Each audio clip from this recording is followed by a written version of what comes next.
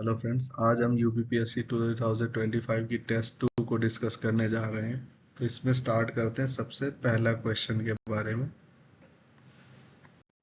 First question आपसे ये पूछ रहा है कि which instrument is used for landing aircraft during foggy environment. Question ये आपसे पूछ रहा है कि जब एयरपोर्ट में फॉगी कंडीशन होती, फॉग हो रहा होता है, तो उस समय एयरक्राफ्ट को लैंड करवाने के लिए कौन सा इंस्ट्रूमेंट यूज किया जाता है। तो जो फर्स्ट नंबर का ऑप्शन है वो है ट्रांसमिसोमीटर।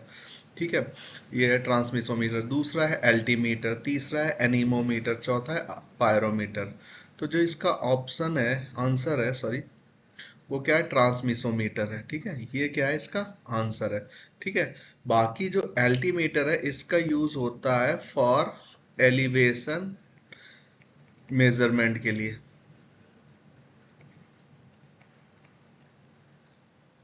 तो एलिवेशन के मेजरमेंट के लिए एल्टीमीटर का यूज होता है। एनीमोमीटर का यूज किस लिए होता है, एयर जो होता है उसकी स्पीड, विंड और डायरेक्शन को फाइंड आउट करने के लिए। पायरोमीटर का इस्तेमाल किस लिए हो जाता है, किसी ऐसी बॉडी का हाई टेम्परेचर मेजरमेंट करने के लिए जो बहुत डिस्टेंस में हो, तो उसके लिए पायरोमीटर का इस्तेमाल किया जाता है। तो ये सारी चीजें हैं।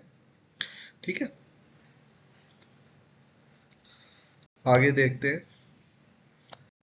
ये कुछ इंस्ट्रूमेंट हैं जो जिनके यूज दे रखे हुए हैं और आपके क्वेश्चन, यूपीपीएससी में क्वेश्चन पूछे जाते हैं इसके रिगार्डिंग, ये कौन सा इंस्ट्रूमेंट किसके लिए यूज किया जाता है। तो कुछ कॉम्प्लिकेटेड भी है, जैसे ओडोमीटर की बात करते हैं। तो ओडोमीटर किस लिए यूज किया जाता है कि जितना एक व्हीकल कितनी डिस्टेंस कवर कर रहा है उसको मेजरमेंट के लिए ओडोमीटर का इस्तेमाल किया जाता है। फिर आता है आपका पायरोमीटर। देखो यहाँ पे दिख रहा है पायरोमीटर, तो कोई हाई टेम्परेचर, बहुत ज्यादा हाई टेम्परेचर है, उसको मेजरमेंट करने के लिए पायरोमीटर। हाई टेम्परेचर मतलब सन या ऐसी कोई डिस्टेंट बॉडी। ठीक है, इसके भी रडार आपको पता ही होगा। ठीक है, इसके बाद है ऑडियोमीटर का भी यूज आपको पता होगा। सोनार आपको पता ही होगा। जैसे लक्स लक्स मीटर किस लिए यूज किया जाता है, लक्स मीटर का यूज होता है मेजर फॉर इल्यूमिनेशन, यानी कि जो चमक होती है, प्रतिदीप्त होती है, उसको उसके मेजरमेंट के लिए हम लक्स मीटर का यूज करते हैं। ठीक है, इसके बाद लैक्टोमीटर बहुत पॉपुलर रहता है, किसके लिए कि मिल्क की डेंसिटी मेजरमेंट करने के लिए क्या क्या इस्तेमाल किया जाता है, लैक्टोमीटर का इस्तेमाल किया जाता है। ठीक है, तो ये कुछ इंस्ट्रूमेंट, ऐसे बहुत सारे इंस्ट्रूमेंट और उसके एप्लीकेशन होते हैं।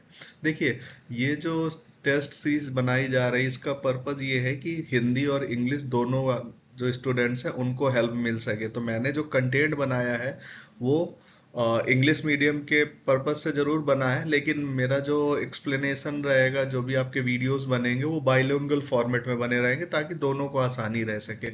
अब देखिए, मेरी भी प्रॉब्लम ये है कि मैं अलग अलग, मैं इंडिविजुअल उस पे आपके लिए कंटेंट बनाता हूँ, different difficult question find out करना, फिर नोट्स बनाना, उसको प्रेजेंटेशन में तैयार करना, तो काफ़ी टाइम लगता है।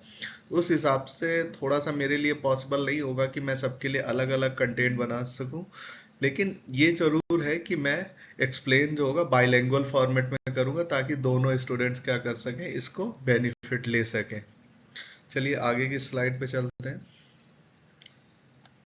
क्वेश्चन नंबर 3 में आपसे ये पूछा गया कि Salal dam closed by Indian government is constructed on which river. तो रिसेंटली पहलगाम टेररिस्ट अटैक की वजह से इंडिया ने इंडस वाटर के अंदर आने वाला सलाल डैम को क्या कर दिया, क्लोज कर दिया। अब आपसे क्वेश्चन ये पूछा गया है कि ये किस रिवर पर बना है, और ऑप्शन दे रखे हैं आपके पास। फर्स्ट है झेलम रिवर, दूसरा है आपके पास किशनगंगा रिवर, तीसरा है चिनाब रिवर, चौथा है सुरु रिवर।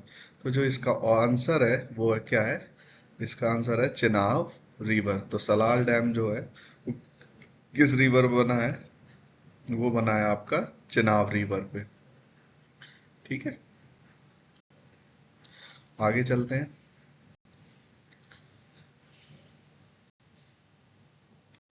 आइए देखते हैं कि यहाँ पे आपके सामने एक इंडिया का मैप दे रखा है और इसमें रिवर और डैम दे रखे हैं। अब इसमें देखते हैं कौन कौन से डैम और कौन कौन से रिवर हैं। तो यहाँ पे देखिए,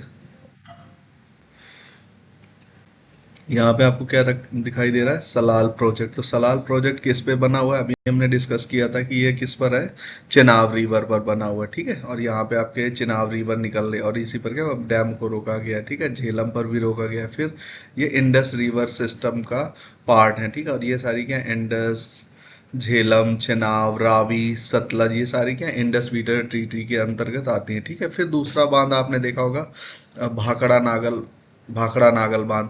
और इसको लेके अभी क्या हुआ है, पंजाब और हरियाणा के बीच में डिस्प्यूट हुआ है। तो ये किस पे बना हुआ है, ये आपका बना है सतलज और व्यास रिवर पे, ठीक है। इसके बाद यहाँ पर आप देखेंगे टिहरी बांध बना हुआ है। जो टिहरी बांध किस पर बना हुआ है, भागीरथी रिवर पर।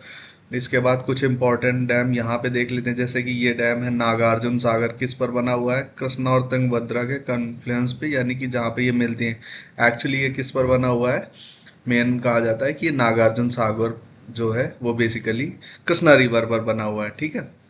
सरदार सरोवर बांध जो है किस पर बना हुआ है, नर्मदा रिवर पर, ठीक है। इसके बाद ये जो रिवर आ रही चंबल रिवर, इस पे आप देख रहे हो चंबल रिवर पे गांधी सागर, राणा प्रताप सागर और कोटा बैराज बने हुए किस पर, चंबल रिवर पे, ठीक है। मैथन बांध जो आप देख रहे हो, मैथन है, ये किस पे बना हुआ है, यहीं पे आपको दिख रहा है, देखो दामोदर रिवर। तो दामोदर रिवर पे क्या बना हुआ है, मैथन बांध बना हुआ है, ठीक है। इसी तरीके से ये आपका क्या है, कावेरी रिवर है, जिस पर क्या है, मेट्टूर बांध बना हुआ है, ठीक है। तो इस तरीके के कुछ जो बांध है, इंपॉर्टेंट बांध है, जैसे अब यहाँ पे देखो आप हीराकुंड बांध है, वो किस पर बना हुआ है, महानदी बांध। तो ये कुछ इंपॉर्टेंट डैम और वो जिन रिवर पर बने हुए हैं उसके बारे में हमने डिस्कस किए। चलिए आगे चलते हैं।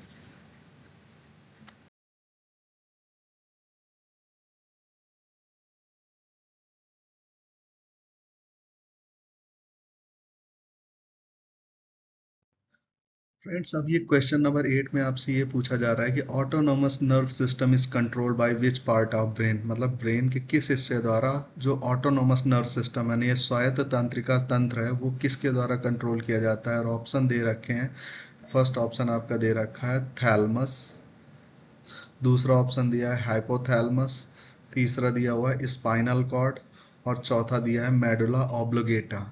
तो इस क्वेश्चन का आंसर है हाइपोथैलमस। तो हाइपोथैलमस से क्या होता है, आपकी hunger, thirst, love and hate, ये सारे कंट्रोल जो इमोशंस होते हैं ये क्या होता है, इस कंट्रोल किए जाते हैं, ये इसका सेंटर होता है हाइपोथैलमस।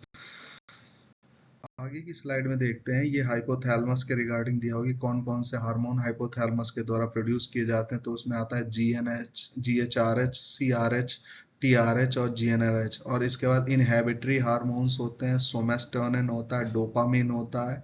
इस तरीके के हार्मोन हाइपोथैलेमस से डेवलप किए जाते हैं। फिर आता है अगर आप कुछ अदर हार्मोन्स की बात करें तो जैसे प्यूटरी ग्लैंड से क्या रिलीज होता है, ग्रोथ हार्मोन्स, ठीक है। थायराइड ग्लैंड से बात करते हैं तो T3 एंड T4। और ये सबसे इंपॉर्टेंट होता है कैल्सिटोनिन हार्मोन भी कहाँ से निकलता है, थायराइड ग्लैंड से। फिर इसके भी पैराथायराइड ग्लैंड से पायराथायराइड हार्मोन निकलता है जो कि यहाँ पे है। उसके बाद आता है एड्रिनल ग्लैंड से सबसे ज़्यादा निकलता है एड्रिनल एंड्रोजन्स।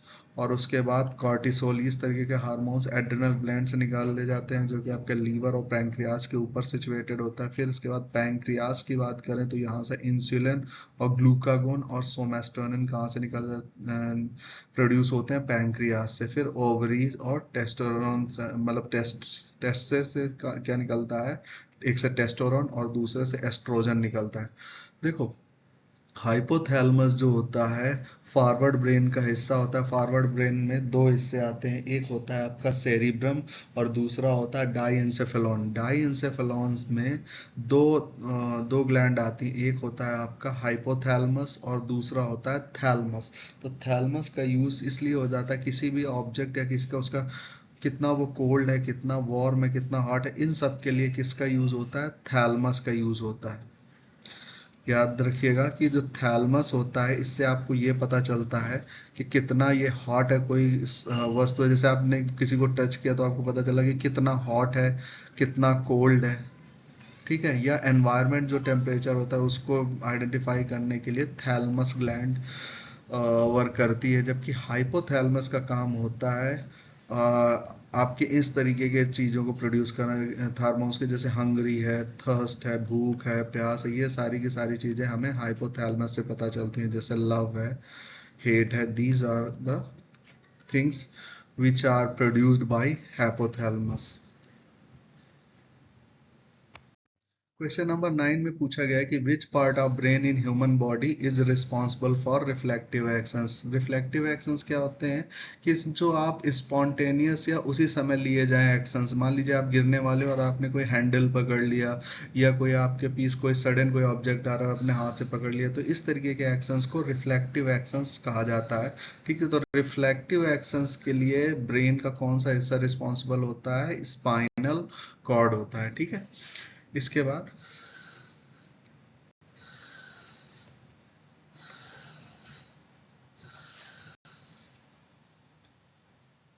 देखिए, ये आपका ब्रेन पूरा बना हुआ है मैप में।